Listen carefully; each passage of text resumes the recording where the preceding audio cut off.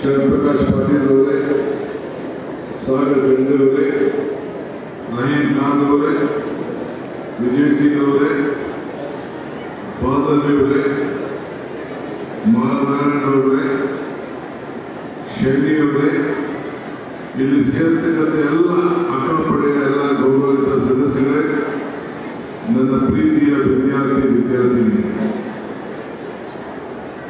ಹೆಣ್ಣು ಕುಟುಂಬದ ಹೆಣ್ಣು. ಹೆಣ್ಣಿಲ್ಲ ಅಂದರೆ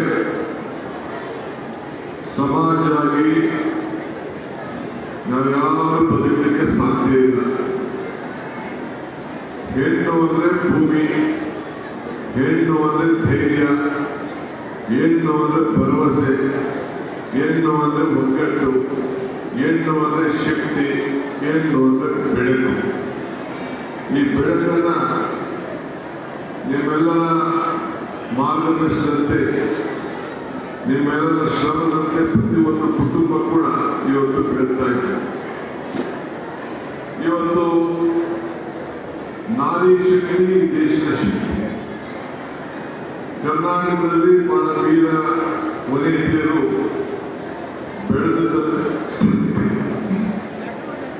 ಬೆಳೆದಿದ್ದನ್ನ ಇತಿಹಾಸವನ್ನು ನಾವು ನೋಡಿದ್ದೇವೆ.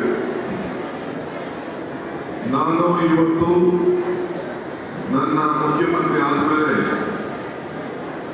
ಸರ್ಕಾರದಲ್ಲಿ ಪದದ ವೀಕ್ಷಣೆ ಕಾರ್ಯಕ್ರಮವನ್ನು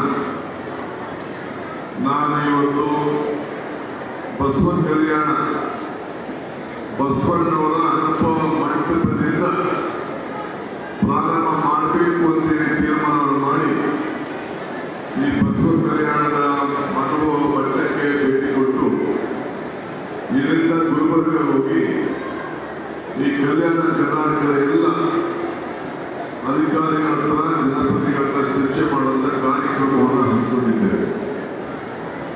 ಯಾವ ಗ್ರಾಮಕ್ಕೋದ್ರು ಗ್ರಾಮ ದೇವತೆ ಯಾವುದು ಅಂತ ನಾವು ಕೇಳ್ತೀವಿ.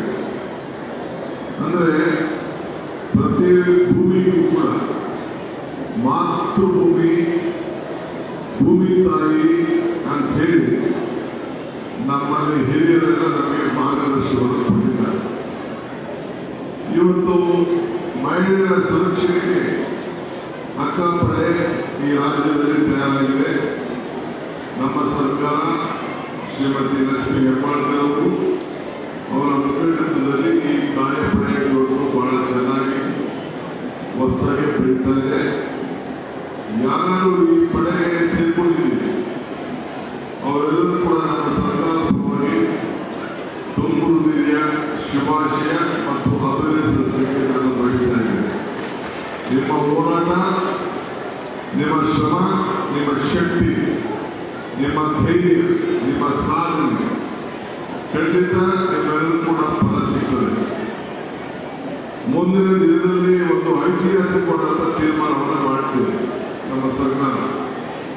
ಈಗಾಗಲೇ ಹೆಣ್ಣು ಮಕ್ಕಳಿಗೆ ಅನೇಕ ಗ್ಯಾರಂಟಿಗಳನ್ನು ಕೊಟ್ಟು ಶಕ್ತಿ, ಗೃಹಲಕ್ಷ್ಮಿ, ಗೃಹಜ್ಯೋತಿ ಇವೆಲ್ಲ ಕಾರ್ಯಕ್ರಮಗಳನ್ನು ಹೆಣ್ಣಿಗೆ ಮೀಸಲಾತಿಯಾಗಿ ಕೊಟ್ಟು ನಿಮ್ಮ ಬದುಕನ್ನು ಕಟ್ಕೊಳ್ಳಿಕ್ಕೆ ನಮ್ಮ ಸರ್ಕಾರ ತೀರ್ಮಾನವನ್ನು ಮಾಡಿದೆ.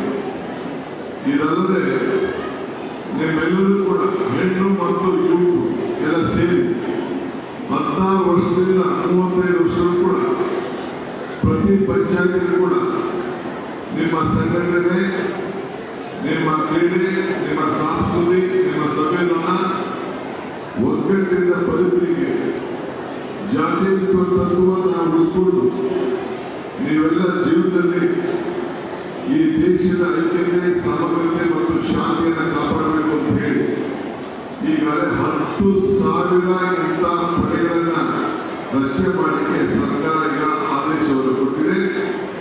ನೀವು ಒಂದು ಪಂಚಾಯತಿಯಲ್ಲಿ 200ರಿಂದ 300 ಜನ ಯುವಕ ಯುವತಿಯರನ್ನ ಸೇರಿಸಿ ನಿಮ್ಮಲ್ಲಿರುವಂತಹ ಶಕ್ತಿ ಪ್ರದರ್ಶನ ಮಾಡಿ ನಿಮ್ಮಲ್ಲಿರುವ ಸಂಘಟನೆ ಚತುರತೆ, ನಾಯಕತ್ವ, ನಿಮ್ಮ ಎಲ್ಲ ತರದ ಗುಣಗಳನ್ನ, ಪ್ರತಿಭೆಗಳನ್ನ ಹೊರಗಡೆಗೆ ಬಿಂಬಿಸಲಿಕ್ಕೆ ನೀವು ಕಾರ್ಯಪ್ರವೃತ್ತರಾಗಬೇಕು.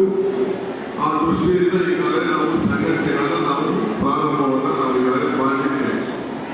ನಾವೆಲ್ಲ ನಾಯಕರುಗಳಿಗೆ ನಾವು ಮಾರ್ಗದರ್ಶನ ಕೊಟ್ಟಿದ್ದೇವೆ.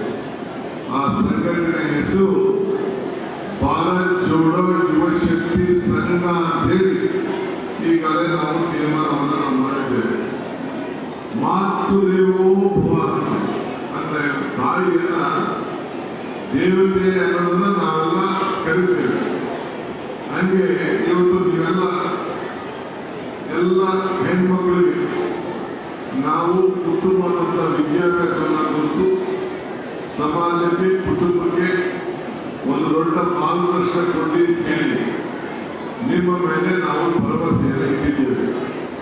ಅದಕ್ಕೋಸ್ಕರ ನಾವು ಗೃಹಲಕ್ಷ್ಮಿ, ಗೃಹಜ್ಯೋತಿ ಇವೆಲ್ಲ ಶಕ್ತಿ ಇವೆಲ್ಲ ಕಾರ್ಯಕ್ರಮಗಳನ್ನ ಯುವನಿಧಿ ಇವೆಲ್ಲ ಕಾರ್ಯಕ್ರಮಗಳನ್ನ ನಾವು ತಂದಿದ್ದೇವೆ. ಇನ್ನು ಮುಂದಕ್ಕೆ ಹತ್ತಾರು ಇಂಥ ಕಾರ್ಯಕ್ರಮಗಳನ್ನ ನಿಮ್ಮ ಬದುಕಿನಲ್ಲಿ ಬದಲಾವಣೆ ತರಲಿಕ್ಕೆ ನಾವೆಲ್ಲ ಪ್ರಯತ್ನವನ್ನು ಮಾಡ್ತಾ ಇದ್ದೇವೆ. ನೀವೆಲ್ಲ ನಮ್ಮ ಜೊತೆ ಕೈಗೂಡಿಸಿ ನಿಮಗೆ ಶಕ್ತಿ ಕೊಡುವಂಥ ಜವಾಬ್ದಾರಿ ನಮ್ಮದು, ಮಾರ್ಗದರ್ಶನ ಕೊಡುವಂಥ ಜವಾಬ್ದಾರಿ ನಮ್ಮದು. ನಿಮ್ಮನ್ನ ನಾಯಕರನ್ನಾಗಿ ಮಾಡಬೇಕು ಅಂತ ಹೇಳಿ ಪಂಚಾಯತಿಯಿಂದ ಪಾರ್ಲಿಮೆಂಟ್ ಕೂಡ ನೀವೆಲ್ಲ ನಾಯಕತ್ವವನ್ನು ವಹಿಸ್ಕೊಳ್ಬೇಕು. ನಿಮ್ಮ ಬದುಕಿನಲ್ಲಿ ಕಟ್ಕೊಳ್ಳೋ ಕೂಡ ನೀವೆಲ್ಲ ನಾಯಕರಾಗಬೇಕು. ರಾಜಕಾರಣದಿಂದ ಮಾತ್ರ ನಾಯಕರಲ್ಲ, ನಿಮ್ಮೆಲ್ಲರ ಬದುಕಿನಲ್ಲೂ ಕೂಡ ನೀವು ಮುಂದಾಳತ್ವವನ್ನು ವಹಿಸಿಕೊಂಡು ನೀವೆಲ್ಲ ಹೋಗಬೇಕು.